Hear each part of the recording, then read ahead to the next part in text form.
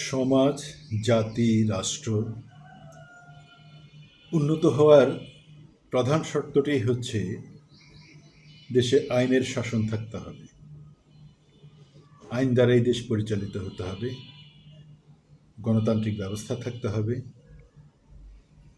জনগণ তার পছন্দের রাজনৈতিক দলটিকে নির্বাচনের মাধ্যমে নির্বাচিত করে ক্ষমতায় অধিষ্ঠিত করবে।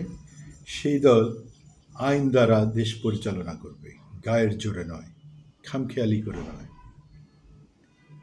নিজেদের মন গড়া কিছু কথাবার্তা বলে নয়, বা নিজেদের স্বার্থ কতটুকু হাসিল হবে সেই বিবেচনায় ঠিক ওইটুকু আইন প্রয়োগ করে আর বাকিটুকুকে তুচ্ছ-তাচ্ছিল্য করে উড়িয়ে দেওয়া নয়। বিশাল বিপুল সম্পদের মালিক, খনিজ সম্পদের মালিক এমন রাষ্ট্র পৃথিবীতে বহু বহু রয়েছে। শুধুমাত্র সেখানে আইনের শাসন নেই বলে, সেখানে গণতান্ত্রিক ব্যবস্থা বলবৎ নেই বলে সেই রাষ্ট্রগুলো কিন্তু তেমন কোনো প্রতিষ্ঠিত রাষ্ট্র হয়ে উঠতে পারেনি। অর্থনৈতিকভাবে তো নয়, রাজনৈতিকভাবেও নয়। উদাহরণস্বরূপ বলা যেতে পারে ভেনেজুয়েলা। পৃথিবীর সবচেয়ে বেশি তেল সম্পদ, জ্বালানি তেল সম্পদের মালিক হচ্ছে ভেনেজুয়েলা। উদাহরণ দেওয়া যেতে পারে রাশিয়াকে। বিপুল পরিমাণ জ্বালানি সম্পদের মালিক হচ্ছে রাশিয়া। আরও কাছে যদি আসি, সবচেয়ে প্রতিবেশী আমাদের একেবারে গা ছোঁয়া প্রতিবেশী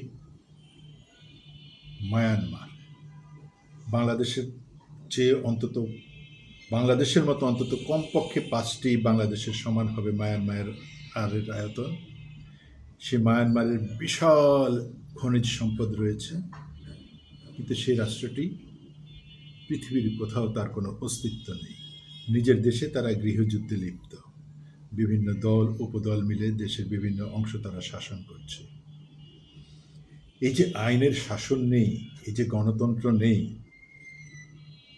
যার জন্য বিপুল সম্পদের মালিক হওয়ার পরও, বিপুল সম্পদ তাদের হাতে থাকার পরও দেশের জনগণ কিন্তু দারিদ্রতার মধ্যে জীবনযাপন করছে। হোক সেটা ভেনেজুয়েলা, হোক সেটা রাশিয়া, কিংবা হোক সেটা আমাদের পাশের দেশ বার্মা বা এখনকার নাম মায়ানমার। আবার তার পাশাপাশি যদি আমরা ভিন্ন চিত্রটি যদি সামনে নিয়ে আসি, সেটি হচ্ছে জাপানের কোনো খনিজ সম্পদ নেই।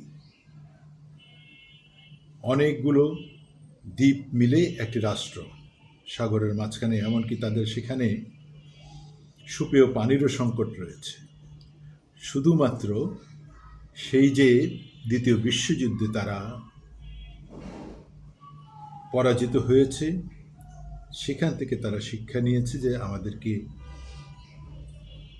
জাতি গঠনে মনোযোগী হতে হবে, দেশ গঠনে মনোযোগী হতে হবে, দেশকে আমাদের উন্নত করতে হবে। যেই ক্ষতি আমাদের হয়ে গেছে যুদ্ধের মধ্যে দিয়ে, সেই ক্ষতি আমাদের কাটিয়ে উঠতে হবে। সুতরাং আমরা দেশকে আইন দ্বারা পরিচালিত করব, দেশকে গণতান্ত্রিক একটি পরিবেশ দিয়ে দেশের জনগণকে কর্মমুখী করে তুলব। সেই জাপান এখন বিশ্বের 10টি নয় 60টি উন্নত রাষ্ট্র, অর্থাৎ মাত্র 7টা সেরা রাষ্ট্রের একটি হচ্ছে জাপান। তার পাশেই হচ্ছে কোরিয়া। উত্তর কোরিয়া দক্ষিণ কোরিয়া দ্বিতীয় বিশ্বযুদ্ধের সময় যখন ভাগ হয়ে গেল, সবচেয়ে উন্নত অবস্থাটি ছিল উত্তর কোরিয়ার, কারণ তাদের ভূখণ্ডেই, উত্তর কোরিয়ার ভূখণ্ডেই তাদের সেই মিল ইন্ডাস্ট্রিগুলো পড়েছে। অপেক্ষাকৃত দুর্বল হয়ে পড়েছিল দক্ষিণ কোরিয়া, এবং দুর্ভিক্ষের মধ্যে তারা পড়ে গিয়েছিল। সেই দক্ষিণ কোরিয়া আইনের শাসন প্রতিষ্ঠা করে, গণতান্ত্রিক ব্যবস্থাকে কায়েম করে আজকে তারা দক্ষিণ কোরিয়া বিশ্বের অন্যতম সফল একটি রাষ্ট্র। এদের হাতে কিন্তু তেমন কোনো খনিজ সম্পদ নেই। অথচ ভেনেজুয়েলা কোনো হিসেবেই কোথাও কোনো কিছুতেই তারা না পেরেছে নিজের দেশের জনগণকে উন্নত একটি জীবন ব্যবস্থা দিতে, আর্থিকভাবে, রাজনৈতিকভাবে, গণতান্ত্রিকভাবে, না পেরেছে বিশ্বের একটি পরাশক্তি হতে।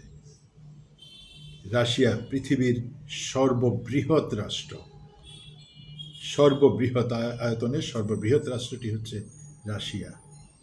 শুধুমাত্র সেখানে গণতান্ত্রিক ব্যবস্থা না থাকাতে, আইনের শাসন না থাকাতে, সেখানে দুর্নীতি প্রচণ্ডভাবে শিকড় বাকড় মিলিয়ে আষ্টে পৃষ্ঠে বেঁধে ফেলার কারণে রাশিয়া কিন্তু উন্নত কোনো রাষ্ট্র নয়।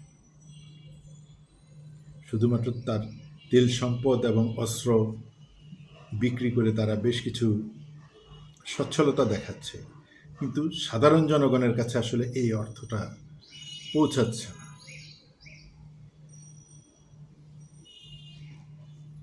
এতগুলো কথা বলার মূল কারণ হচ্ছে আমরা একটি গণতান্ত্রিক ব্যবস্থা গত ৫৫ বছরেও প্রতিষ্ঠিত করতে পারিনি।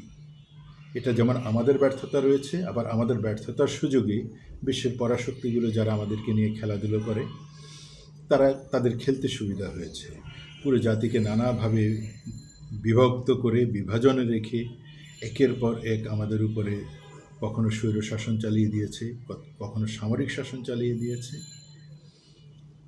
৯০-এ যখন আমরা স্বৈরাচারকে হটালাম তখন আমরা একটি গণতান্ত্রিক পরিবেশ পেলাম এবং সেখানে জনগণ তাদের ভোটের মাধ্যমে একটি সরকার বেছে নিল। ৯১ সাল থেকে আমরা এই গণতান্ত্রিক ব্যবস্থাটি মোটামুটি তৈরি করতে পেরেছি। জনগণ অন্তত প্রতি ৫ বছর অন্তর একটি সরকারকে বেছে নেবে, একটি রাজনৈতিক দলকে সরকার গঠনের জন্য মনোনয়ন দিবে, নির্বাচিত করবে।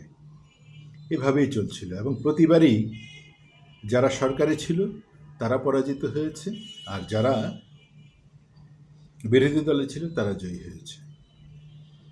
কিন্তু এই ধারাটি আমরা রাখতে পারিনি, এই ধারাটি আমরা নষ্ট করে ফেলেছি। তারপরে তো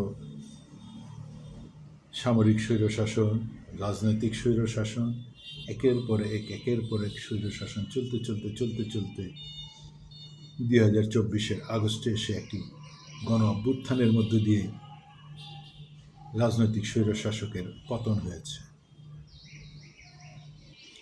তারপরও কি আমরা দেশে আইনের শাসন প্রতিষ্ঠা করতে পারছি? আমরা গণতান্ত্রিক ব্যবস্থা কায়েম রাখতে পারছি? গণতান্ত্রিক মূল্যবোধটা আমরা ধরে রাখতে পারছি?